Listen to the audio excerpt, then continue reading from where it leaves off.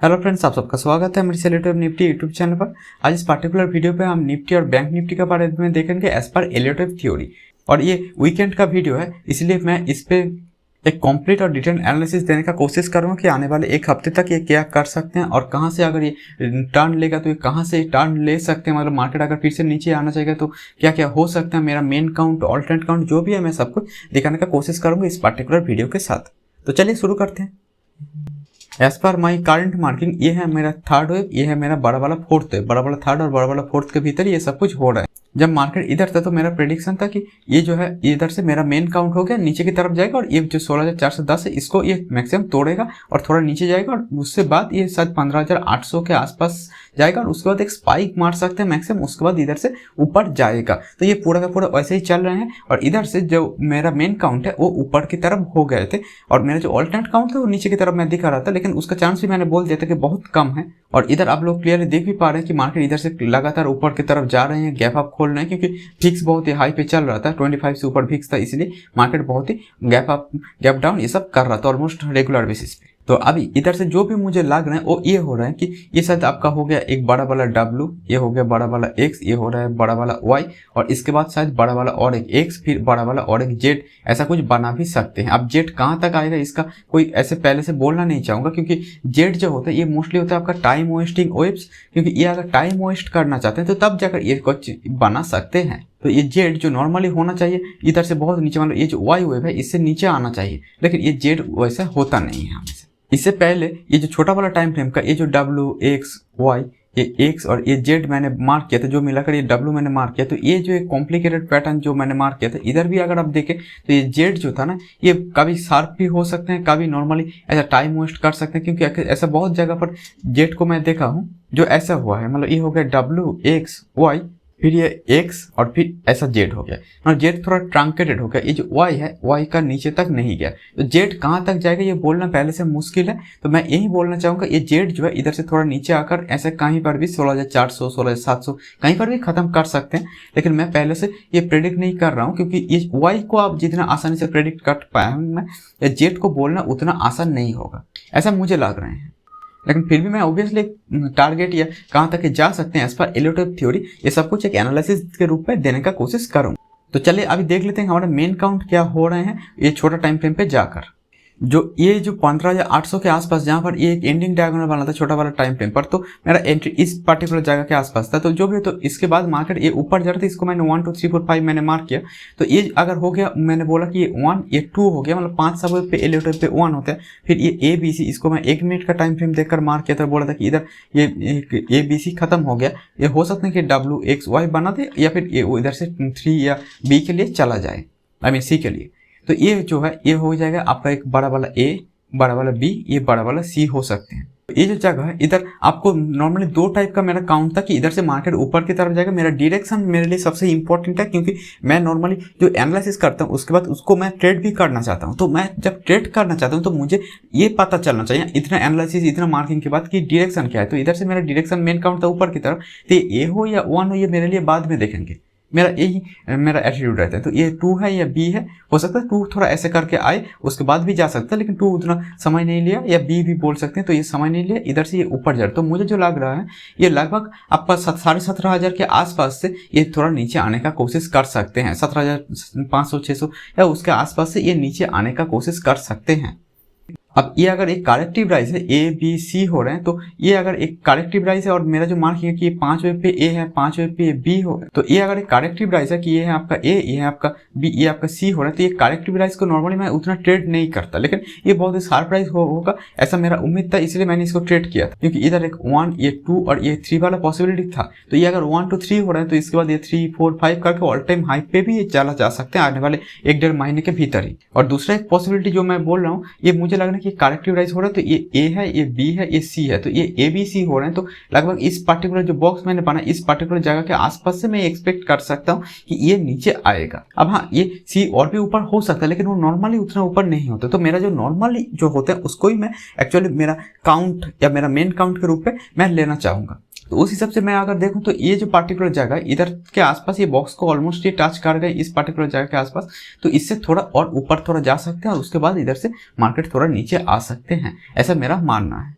तो इसलिए मैं कल या कल ना हो तो ये एक दो दिन बाद भी मतलब इधर से थोड़ा और ऊपर साइड जाएगा, क्योंकि मुझे लग रहा है कि ये जो है 1 2 3 4 किए अब या फिर 4 शायद ऐसा करेगा और थोड़ा उसके बाद ये 5 करेगा, ये जो भी है तो ये 1 2 3 4 5 करेगा। उसके बाद इधर से मतलब सी कंप्लीट करने के बाद इधर से मार्केट बहुत नीचे के लिए आना चाहेगा।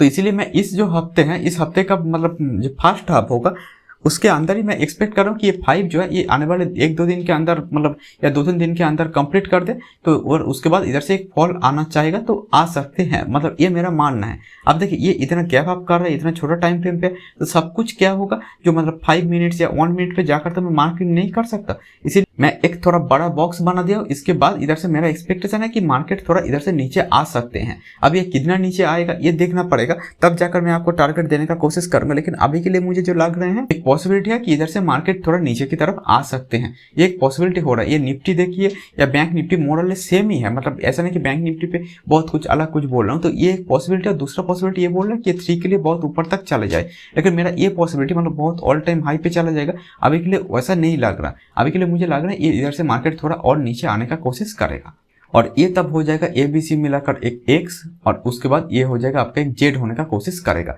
ऐसा मेरा मानना है। और ये जो गैप अप्स होते हैं ये नॉर्मली होते हैं वेब 3 के अंदर, राइट। तो ये वेब 3 जो हो रहा है इसको आप बोल सकते हैं कि ये वेब 3 हो रहा है, इसके बाद ये वेब 4 हो रहा है, उसके बाद ये 4 कंप्लीट हो जाने के बाद ये 5 के लिए जा रहा होगा, ऐसे भी आप कह सकते हैं। और इससे पिछला दिन मेरा जो ऑल्टरनेट काउंट था जो मैं बोल रहा था ये 1 है, ये आपका 2 है, ये शायद आपका 3 हो रहा है, फिर 4 हो रहा है, फिर 5 हो रहा है। तो ये मैंने आपको बोला था ये जो 4 होता है नॉर्मली 1 के टेरिटरी पे नॉर्मली नहीं जाते। तो ये अगर 1 के टेरिटरी पे को मतलब चला गया उसको ब्रिज कर दिया तो किसी भी हालत पे आप इसको मतलब 4 नहीं मार्क कर सकते, राइट। तो आपको अभी पता चल रहा है कि इसको मैं क्यों ऑल्टरनेट काउंट रखा था, क्योंकि देखिए ये उतना कुछ खास हुआ नहीं। ये 5 वेब पे जब ऊपर गया, 5 वेब पे नॉर्मली करेक्शन नहीं होते, ठीक है। 5 वेब पे इम्पल्स हो सकते हैं, हाँ 5 वेब पे करेक्शन हो सकते हैं, WXYZ जो इधर हुआ है, लेकिन ये एक इम्पल्सिव नेचर का नहीं है। ये जो 5 वेब था ये इम्पल्सिव नेचर का था, बहुत ही स्ट्रिक्ट बहुत ही शार्प जा रहा था। वो इम्पल्सिव नेचर क्या होता है वो भी मैं आपको बता देता हूँ, लेकिन उससे पहले ये जान लीजिए कि ये जो मेरा ऑल्टरनेट काउंट था कि इधर से मार्केट शायद इस पार्टिकुलर जो 17,000 के आसपास से ही नीचे आ जाएगा, ये शायद नहीं होगा। क्योंकि देखिए ये जो 1 जो है इसको ये 4 जो है ये ब्रिज करेगा, ये ब्रिज कर दिया। मैं ऑल्टरनेट काउंट क्यों रखा था अभी आपको पता चल रहा है, राइट। और ये जो मैं बोल रहा था कि ये जो 5 वेब पे WXYZ ये भी तो 5 वेब है, और ये जो आपका राइज हो रहा है 1 2 3 4 5 ये भी 5 वेब है। तो इसको मैं क्यों एक करेक्शन मार्क कर रहा हूँ और इसको मैं क्यों एक इम्पल्स मार्क कर रहा हूँ, राइट। देखिए एक इम्पल्स और करेक्शन को आप अगर नॉर्मली देखना चाहिए इसको 2-3 तरीके से आप इसको मार्क कर सकते हैं। कैसे वो मैं आपको दिखाता हूँ। तो इधर से मैं ये जो एक जगह इसको मैं एक बॉक्स बना रहा हूँ और बॉक्स के अंदर मैं मार्किंग कर रहा हूँ। Normally this is your A, ये है आपका B और ये है आपका C। अब एलियट वेव पे ये बोला जाता है कि आपका जो करेक्शन होते हैं ये टाइम वाइज भी होते हैं और प्राइस वाइज भी होते हैं। अगर टाइम वाइज देखें तो ये इधर से कितना समय लिए ये मैटर करते हैं, और प्राइस वाइज देखें तो इधर से कितना प्राइस नीचे गया ये मैटर करते हैं। तो अगर ये प्राइस वाइज देखें तो ये बहुत नीचे गया और टाइम वाइज भी बहुत समय लिया, तो ये एलियट वेव पे ये बोला जाता है कि ये अगर करेक्शन जो है इसको खत्म करना है, मतलब ये करेक्टिव राइज अगर ना हो रहा है तो इसको क्या करना पड़ेगा, इसको टाइम वाइज भी इसको आपको ब्रिज करके जाना पड़ेगा और प्राइस वाइज भी इसको तो ब्रिज करना ही पड़ेगा ऑब्वियसली। तो ये टाइम वाइज और प्राइस वाइज दोनों को ब्रिज करना पड़ेगा। मतलब इधर से ये जितना समय लिए हैं ये पर्टिकुलर C को बनने के लिए, देखिए इधर से ये जितना समय ले रहे हैं ना, तो इसको ये जो अगर ये 1 हो रहा है सपोज की ABC के बाद जो 1 2 3 4 5 होता है, तो ये अगर 1 हो रहा है तो ये इसके मतलब बहुत कम समय पे जाना पड़ेगा। इसका आधा या 1/3 समय या मतलब जितना कम समय पे होगा उतना अच्छा है। तो ये अगर बहुत कम समय पे इधर से ये चला गया, मतलब ये जो राइज हो गया बहुत बड़ा पलक हो जाएगा, राइज हो गया तो ये 1 हो के जाएगा, ये 2 हो जाएगा, 3 हो जाएगा, तब जाकर ये टाइम वाइज भी करेक्शन खत्म करेगा और प्राइस वाइज भी। तो इसके लिए ओवरऑल आपको मोटा मोटा बात यह है कि इधर से प्राइस को बहुत ऊपर तक और हाई स्पीड पे जाना पड़ेगा। ये होता है आपको अगर नॉर्मली अगर देखे तो, और अगर कॉम्प्लिकेटेड वे पे समझना चाहे तो ये सब बॉक्स ड्रॉ करके भी समझ सकते हैं, कोई इशू नहीं। जो लोग नए हैं उनके लिए बॉक्स शायद अच्छा भी हो सकते हैं। और दूसरा एक चीज जो आप कर सकते हैं जो मतलब इतना कॉम्प्लिकेटेड अगर लग रहे हैं तो आप जो मैं इस्तेमाल करता हूँ वो होता है, आप ये जो लाइन है इसको अगर आप ड्रॉ करेंगे तो इधर से इधर तक सपोज के आपको ड्रॉ कर रहे हैं एक ट्रेंड लाइन अगर आप ड्रॉ कर रहे हैं तो इधर देखिए आपको क्या दिख रहा है, कितना डिग्री दिख रहा है, ये 55 डिग्री। तो अब बात ये होता है कि ये अगर मार्केट शार्प पे जा रहे हैं तो आप ये मैथमेटिकली एक देख सकते हैं कि कितना डिग्री पे चला गया, ठीक है। ये अगर बहुत अच्छा खासा एक शार्प डिग्री पे जा रहे हैं तो आप एक्सपेक्ट कर सकते हैं ये आपका एक इम्पल्स हो रहे हैं। और ये अगर शार्प वे पे ना जा रहे हैं, मतलब ये जो डिग्री है ये बहुत कम डिग्री पे जा रहे हैं, सपोज ये अगर ऐसा जा रहे हैं जो लगभग मतलब 30 या फिर उससे भी नीचे का डिग्री पे ऐसा अगर 1 बन रहे हैं, तो आप एक्सपेक्ट कर सकते हैं कि ये शायद एक करेक्टिव राइज ही हो रहे हैं। अगर आप इसको ऐसा मतलब मोमेंटम को देखकर अगर सब कुछ समझना चाहे तो ये आपको ये जो बॉक्स मैंने दिखा उस वाइज भी आप बोल सकते हैं, टाइम वाइज और प्राइस वाइज। और दूसरा आप बोल सकते हैं कि ये जो करेक्शन हो रहे हैं, मतलब ये क्या करेक्शन ही हो रहा है, तो या फिर ये इम्पल्सिव राइज है, ये आप ये जो डिग्री है इसको देखकर आप बोल सकते हैं ये जितना शार्प होगा आपके लिए उतना अच्छा है। अब देखिए ऐसा तो मैं नहीं बोल सकता कि ये 55 हो रहा है इसीलिए ये आपका, या फिर 50 के ऊपर या नीचे है तो इसीलिए ये आपको एक इम्पल्सिव राइज हो रहा है कि नहीं, ऐसा हमेशा बोलना सही नहीं रहेगा, राइट। क्योंकि ये जो है ये मार्केट ऐसा नहीं चलता कि एग्जैक्टली इस पार्टिकुलर डिग्री पे जाएगा तो मार्केट मतलब सही जा रहा है, ये करेक्शन नहीं हो रहा है, और या फिर इससे कम डिग्री पे जा रहे हैं, मतलब सपोज कि 30 डिग्री पे जा रहे हैं तो तभी जाकर करेक्शन हो रहा है, ऐसा मैं बोलना नहीं चाहता हूँ। मैं समझता हूँ कि मेरा जो आंख है ये सबसे ज्यादा भरोसेमंद चीज है, और ये जो भी मतलब पैरामीटर जो भी मैं आपको दिखा रहा हूँ, ये जो आपका टाइम वाइज प्राइस वाइज ये सब जो भी मैं दिखा रहा हूँ, इसको मैं उतना खास इस्तेमाल नहीं करता। अगर आप चाहें तो आप इसको कर सकते हैं। जैसे मेरा पिछला वीडियो पे कुछ लोग कमेंट कर रहे थे, सर आप जो बोल रहे हैं ये टारगेट देना एक लॉजिकली दीजिए, या फिर कोई आपको एक मतलब लॉजिकली बताएं कि ये कैसे कर रहे हैं। तो मैं इसीलिए मैंने आपको दिखाया कि ये ऐसे शार्प वे पे जा रहे हैं तो इसको आप एक इम्पल्सिव मान सकते हैं। तब आपके लिए क्या हो जाएगा, ये हो जाएगा आपका एक, जैसे मैंने बोला कि ये वो 5 ये बड़ा वाला 4 हो गया, तो उसके बाद बड़ा वाला 5 के अंदर 1 2 3 4 5 करके ऑल टाइम हाई पे जाने का कोशिश करेगा, तो ये तब जाकर आप कह सकते हैं। लेकिन मैं इसको कॉन्टिन्यूअस मार्किंग पे ज्यादा ध्यान देता हूँ, और उसके बाद उसके में से जो भी मुझे बेस्ट काउंट लगे वो मैं आपके सामने हाजिर करता हूँ, ताकि आपको आसान वे पे एक व्यू मिल जाए। अगर आप लोग अगर इसको थोड़ा कॉम्प्लिकेटेड वे पे करना चाहते हैं तो ऑब्वियसली आप ये जो मैंने दिखा है, ये जो आपका इन्फॉर्मेशन जो लाइन है या फिर ये जो ट्रेंड एंगल है, इसको भी आप इधर से एक ले सकते हैं कि ये कितना एंगल पे जा रहे हैं। ये सब को इस्तेमाल करके आप एक डिसीजन पॉइंट पे आ सकते हैं कि ये मोमेंटम अच्छा है कि नहीं है, या फिर कोई भी इंडिकेटर यूज करके भी आप कर सकते हो। लेकिन मैं अपना जो आंख है इसके ऊपर थोड़ा ज्यादा भरोसा करता हूँ। लेकिन ये सब भी काम करते हैं, ऐसा नहीं कि काम नहीं करते, ऐसा बिल्कुल भी नहीं है, ऑब्वियसली काम करते हैं। आपको जो सही लगा आप उसको इस्तेमाल करके ये देख सकते हैं। मतलब ये जितना शार्प डिग्री पे जाएगा वो उतना अच्छा है आपके लिए। ये अगर 50 के बदला ये अगर 60 पे जाएगा तो और शार्प है, मतलब टाइम वाइज भी ये ऊपर जा रहे हैं, प्राइस वाइज भी जा रहे हैं, तो ये आपके लिए ऑब्वियसली एक वेव मतलब इम्पल्सिव वेव बना रहे हैं। तो इसीलिए आप इसको ऐसे देखें अगर आपके लिए अच्छा लग रहे हैं तो। और अभी हम चलते हैं कि हमारा जो भिक्स है, भिक्स पे आज मैंने एक बहुत बड़ा वाला वीडियो बना था ऑलमोस्ट 30 मिनट्स का, लेकिन मुझे लग रहा है कि वो भिक्स का जो एक फंड है उस पर मैं ऑलमोस्ट हर एक चीज़ क्लियर कर दिया। तो अगर आप लोगों को ये भिक्स के बारे में कुछ पता चलना है तो काइंडली उस पर्टिकुलर वीडियो को रेफर कर लीजिए, मैं अपलोड कर दिया हूँ, तो काइंडली उस वीडियो को देख ले ये भिक्स क्या होते हैं। और ये जो भिक्स है ये अभी है टोटली आपका ऑलमोस्ट 22.6100 इसके आसपास ही है, राइट। तो ये अगर इंडिया भिक्स इसके आसपास है, मैंने बोल रहा था कि 25 से जब नीचे जाएगा तब जाकर इसको आप एक अच्छा खासा ट्रेडेबल मान सकते हैं। तो ये देखिए भिक्स जो है मार्केट से पैनिक मोमेंटम अभी धीरे धीरे ऑलमोस्ट मतलब खत्म हो गए हैं, मतलब बहुत कम हो गए हैं। अब 20 या उससे नीचे आ जाएगा तो और अच्छा लगेगा। लेकिन अभी के लिए मैं इतना बोलना चाहूंगा, ये जो भिक्स है ये धीरे धीरे खत्म हो रहा है, लेकिन इधर से अगर एक फॉल आएगा ना तो हो सकते हैं तब जाकर भिक्स फिर से बढ़ना चालू कर दें। और दूसरी तरफ ये जो गोल्ड है, मैंने आप लोगों को बोल रहा था ये नॉर्मली क्या होता है, गोल्ड का प्राइस अगर ऊपर जाएगा तो हमारा निफ्टी का या फिर ओवरऑल जो वर्ल्ड का इक्विटी मार्केट है उसका प्राइस नीचे जाता है। मतलब लोगों को अगर ये भरोसा है कि ये इक्विटी मार्केट इतना रिटर्न देगा तो वो गोल्ड या सिल्वर पे पैसा नहीं लगाता। लेकिन जब उनको भरोसा टूट जाते हैं, इक्विटी मार्केट अगर बहुत तेजी से गिर रहे हैं, तो वो क्या करेगा, अपना अरब खरब जो रुपये है वो क्या करते हैं, ये गोल्ड या ये सब जगह पे लगा देते हैं। आजकल तो क्रिप्टो भी आ गए हैं, तो जो भी तो, लेकिन गोल्ड सबसे भरोसेमंद है तो वो गोल्ड पे लगा देंगे या ऑयल पे लगा देंगे। तो नॉर्मली यही होता है कि तो इसका मतलब ये है कि गोल्ड अगर इधर से बहुत नीचे की तरफ जा रहा होगा तो हमारा जो निफ्टी है वो इधर से ऊपर की तरफ जा रहा होगा, क्योंकि लोग गोल्ड से पैसा निकालकर ये जो इक्विटी मार्केट है इस पे लगा रहे हैं, क्योंकि इक्विटी मार्केट सबसे ज्यादा रिटर्न दे सकते हैं, राइट। लेकिन तुलनामूलक गोल्ड कम रिटर्न देगा, लेकिन सेफ आपका है बहुत ही।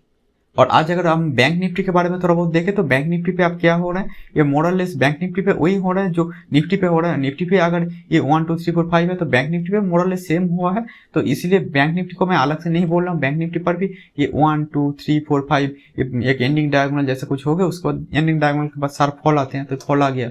ये सब कुछ जो होना था एकदम क्लियरली हो गया। इसके बाद थोड़ा और ऊपर जा रहा है, उसके बाद मैं एक्सपेक्ट कर रहा हूँ कि इस हफ्ते के अंदर ये निफ्टी हो या बैंक निफ्टी दोनों एक साथ ही अगर आना है तो नीचे आए, या फिर ऊपर जाना है तो एकदम ऊपर चले जाए। लेकिन मेरा एक्सपेक्टेशन है कि मार्केट इधर से नीचे आएगा, मतलब जो निफ्टी भी कहीं या बैंक निफ्टी इधर से और थोड़ा ऊपर जाने के बाद इधर से थोड़ा नीचे आने का कोशिश करेगा, ऐसा मेरा मानना है।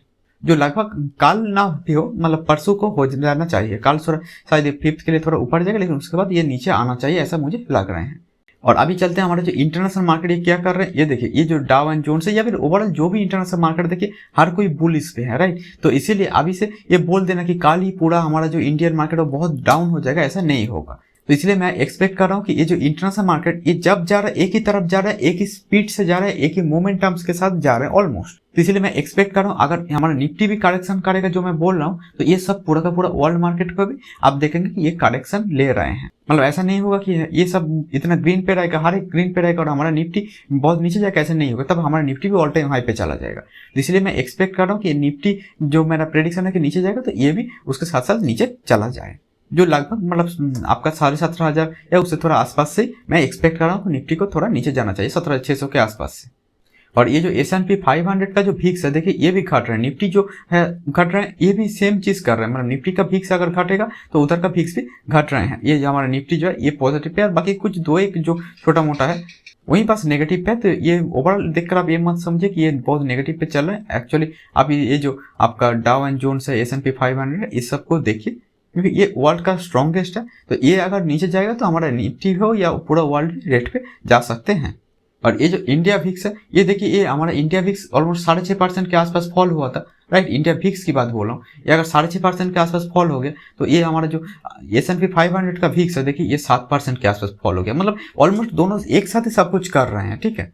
ये हमारा निफ्टी देखिए 1.84% ऊपर गया। तो ये हमारा जो ये नेस्डैक है या फिर जो डाउ एंड जोन्स है, ये लगभग आपका देखिए आपका 2% या मतलब ऑलमोस्ट आसपास ही गया है। मतलब एक अच्छे खासे राइज दे रहे हैं, जो 1% या 1 से 1.5% या उससे भी ऊपर है। तो इसका मतलब ये है कि लगभग सामान वही पे चल रहे हैं। और जब निफ्टी और बैंक निफ्टी ये सब ऊपर जाए तो हर एक स्टॉक हर एक सेक्टर देखिए ऑलमोस्ट लगभग ग्रीन पे है। ये बस IT थोड़ा छोटा मोटा है, लेकिन बाकी जो स्टॉक है, बाकी जो सेक्टर है, ये सब कुछ देखिए ग्रीन पे चल रहे हैं। तो इसीलिए मैं एक्सपेक्ट कर रहा हूँ कि आप लोग भी अपना जो होल्डिंग है उसको संभाल के रखिए, क्योंकि इधर से अगर फॉल आएगा तो मुझे लग रहा है कि थोड़ा आप लोग को भी सोचने का जरूरत है कि ये कितना नीचे जाएगा, कहाँ से जा सकते हैं। आप लोग भी थोड़ा सोचने और समझने का कोशिश करेंगे तो मुझे लग रहा है कि ये आप लोगों के लिए भी बहुत ही एक लर्निंग लेसन होगा कि मार्केट को ये जो फॉल है क्यों मैंने इधर से लिया, फिर मैंने क्यों इधर से कैसे काउंट कर रहा हूँ, ये तो आप लोगों के सामने ऑलमोस्ट रख रहा हूँ। तो ऑब्वियसली आप लोग देखिए और सोचने का कोशिश कीजिए, इससे ऑब्वियसली आप लोगों को भी एक सीख मिलेगा। तो अगर आप लोगों को मेरा ये वीडियो अच्छा लगा तो kindly like, comment, share and subscribe कीजिए। तो अभी के लिए इतना ही। Thank you and good bye.